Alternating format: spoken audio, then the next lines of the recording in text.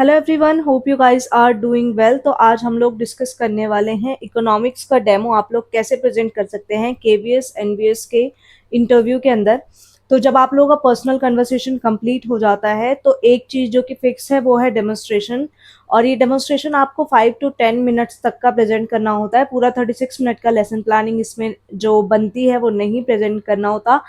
5 to 10 minutes के अंदर ही आपको बोल दिया जाता है ठीक है हमने देख लिया है और अब आप बैठ सकते हैं। तो ये जो 5 to 10 मिनट्स आपके रहने वाले हैं ये इतने स्ट्रांग और इतने प्रिपेयर्ड आप इस चीज़ के लिए पहले से होने चाहिए कि ये आपको सिलेक्शन दिला दे बस। ठीक है, तो मेरे पास क्योंकि कमेंट आया था कि मैम इकोनॉमिक्स का एक टॉपिक बना दीजिए, तो मैंने 10th क्लास का इकोनॉमिक्स का टॉपिक देखा है, that is sectors of the economy. अलग अलग सेक्टर्स की हम लोग बात करते हैं, कौन कौन सी इकोनॉमिक एक्टिविटीज होती हैं, किस किस सेक्टर के थ्रू होती है। मैं वो वाला टॉपिक आज आप लोगों को प्रेजेंट करके दिखा रही हूँ। आप उसकी जगह कोई भी टॉपिक ले सकते हैं, जितने क्रिएटिव वे में आप उसको बना सकते हैं बनाइए। और इसके बाद माइक्रो टीचिंग स्किल्स का कहाँ कहाँ पे कैसे आप लोग यूज कर सकते हैं उसके बारे में हम लोग टोटली डिस्कस करेंगे। तो लेट्स स्टार्ट। सबसे पहले जब आपको बोला जाएगा कि ठीक है आप हमें अपनी मर्जी का कोई टॉपिक पढ़ा के दिखाइए, ये टीजीटी एसएसटी और पीजीटी इकोनॉमिक्स के लिए हेल्पफुल रहने वाली है क्लास। तो आप लोगों को उठते ही सबसे पहले जो पैनल में बैठे होंगे मैम और सर वही ट्रीट करते हैं एज योर स्टूडेंट। तो उन लोगों को गुड मॉर्निंग विश करना है। गुड मॉर्निंग बच्चों। चलिए आज हम लोग ना एक नई और बहुत इंटरेस्टिंग चीज पढ़ने वाले हैं। उससे पहले मैं आप लोगों से कुछ क्वेश्चंस करना चाहूंगी। ये जो स्टार्टिंग के आप मॉर्निंग विश करने के बाद या उनको विश करने के बाद जो पहले क्वेश्चंस करेंगे वो होते हैं वो क्वेश्चन जो आप लोग टॉपिक को इंट्रोड्यूस करने के लिए यूज करते हैं। तो ये कनेक्ट करते हैं बच्चे को उनकी प्रीवियस नॉलेज से। तो कोई ऐसी चीज आप लोगों को पूछनी है जो ऑलरेडी वो जानते हो, जिससे आप उनके नए टॉपिक को क्या कर सके, कनेक्ट कर सके। तो बच्चों आप मुझे बताइए, जब आपको कोई सामान खरीदना होता है कुछ भी खाने पीने का आपकी यूज का, तो आप लोग कहाँ जाते हैं? तो बच्चे बोलेंगे हम लोग शॉप पे जाते हैं, जो हमारे आस पड़ोस की शॉप होती है। देखिए इंट्रोडक्शन में आपको हार्डली 2 to 3 क्वेश्चन ही रखने, उससे ज्यादा नहीं रखने। तो पहला क्वेश्चन जैसे उन लोगों ने बताया कि शॉप पर जाते हैं, उसके बाद आपको वहीं वहीं री करना है बच्चों को। वेरी गुड बच्चों। तो आप मुझे ये बताइए कि उन शॉप पर सामान कहाँ से आता है? कब आपने कभी देखा है कि वहां पे शॉप पे कोई सामान डिलीवर करने आ रहा हो? तो बच्चे अपने नॉलेज के हिसाब से बोलेंगे कि हाँ हमें पता है, एक बड़ी शॉप है, वहां से वो ट्रांसपोर्ट के थ्रू शॉप पे सामान लाया जाता है और फिर वही हमें सेल किया जाता है। एक ट्रांसपोर्ट आती है, एक गाड़ी आती है, उसके थ्रू वो सामान लाया जाता है और अलग अलग शॉप्स पर जो है छोड़कर जाया जाता है और हम लोग फिर शॉप से जाके सामान खरीदते हैं। इस तरीके से बच्चे कुछ अपना रिप्लाई करेंगे जो भी उनको देना होगा। ऑब्वियसली वहां जो लोग बैठे होंगे, मतलब जो सर और मैम बैठे होंगे पैनल में, इंटरव्यू पैनल में, वही आप लोगों का रिप्लाई करेंगे। उसके बाद आप लोगों को वही री करना है। Very good. तो बच्चों वो जो ट्रांसपोर्टेशन से सामान आता है, वो जो आपने आते हुए देखा है, जो आपकी जो नियर बाय शॉप है वहां सामान छोड़कर जाता है, वो सामान कहाँ से आता है? क्या आप लोग जानते हैं कि वो सामान कहाँ से आता है? ये हो गया बच्चों के लिए प्रॉब्लमेटिक क्वेश्चन। तो बच्चों अब क्या करेंगे, अब आप टॉपिक को इंट्रोड्यूस करेंगे। तो बच्चों आज हमारा जो टॉपिक है वो है सेक्टर्स ऑफ इकोनॉमी। बच्चों आज हम लोग पढ़ने वाले हैं सेक्टर्स ऑफ इकोनॉमी। आइए इसको समझते हैं। सेक्टर्स ऑफ इकोनॉमी जो है वो 3 होते हैं। एक होता है प्राइमरी सेक्टर, जिसके अंदर प्राइमरी एक्टिविटीज आती है। दूसरा होता है सेकेंडरी सेक्टर। जो तीसरा होता है टर्चरी सेक्टर। तो जिस शॉप से आप सामान खरीद रहे हैं या ट्रांसपोर्ट के थ्रू जिस शॉप पर सामान आ रहा है, वो एक्टिविटीज जो है वो किसके अंदर आती है बेटा? टर्चरी एक्टिविटीज के अंदर आती है, जिसमें आता है ट्रांसपोर्टेशन। टर्चरी एक्टिविटीज में बच्चों क्या क्या आता है? ट्रांसपोर्टेशन। और इसके अलावा जो मेंशन होता है वो है रिटेलिंग। जो आपकी नियर बाय शॉप्स होती हैं उनको क्या कहते हैं बच्चों? रिटेलर्स। बट ये जो ट्रांसपोर्ट्स रिटेलर्स के पास सामान ला रहे हैं, ये कहां से ला रहे हैं बच्चों? होलसेलर्स से। अब इसको समझिए।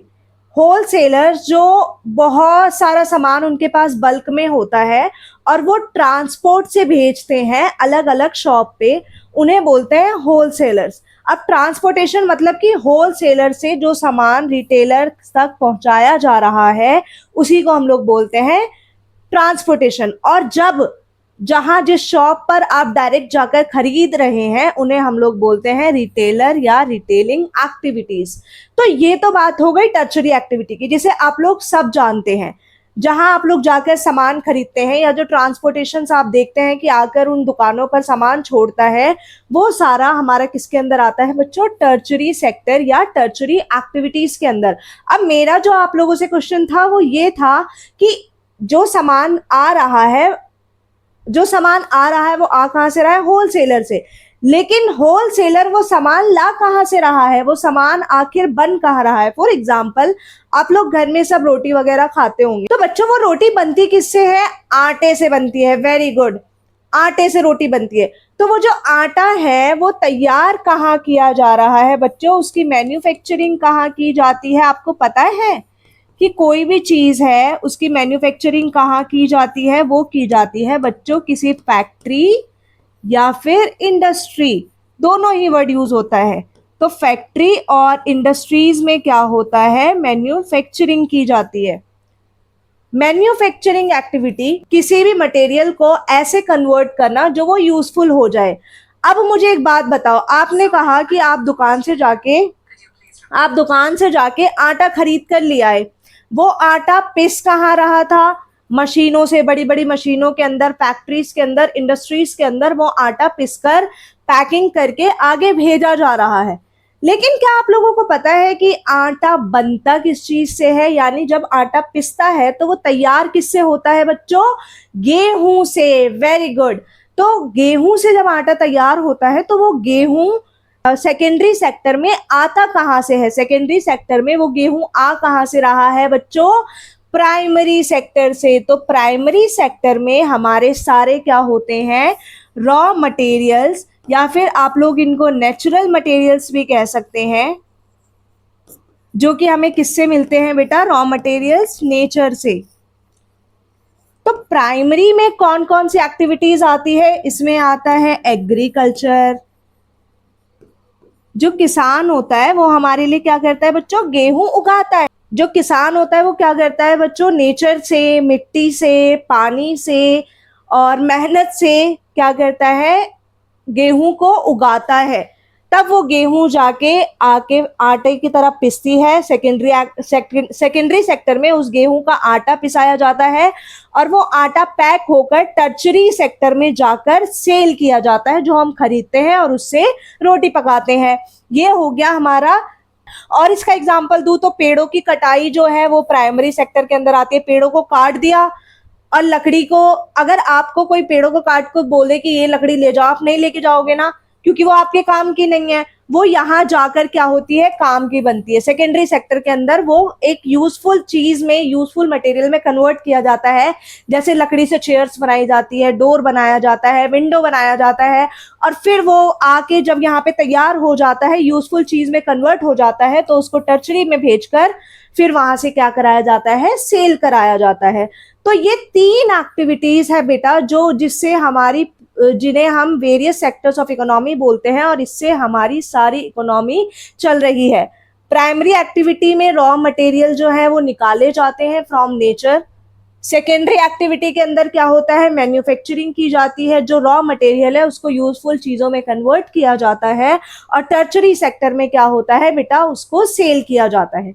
तो इस तरीके से आपने ये पूरा एक्सप्लेन कर दिया। इसके अंदर आप रीइंफोर्समेंट कर लिए, स्टिमुलस वेरिएशन जो अलग अलग समझा रहे हैं, आप अपने हाव भाव चेंज कर रहे हैं, अपनी आवाज बदल रहे हैं, वो हो गया स्टिमुलस वेरिएशन का पार्ट। इसके बाद एग्जाम्पल आपने दे दिए, जैसे मैंने आप लोगों को बताया गेहूं और आटा और रोटी वाला एग्जाम्पल दे दिया। और प्रॉबिंग क्वेश्चन बीच बीच में आप क्वेश्चन भी करते रहिए।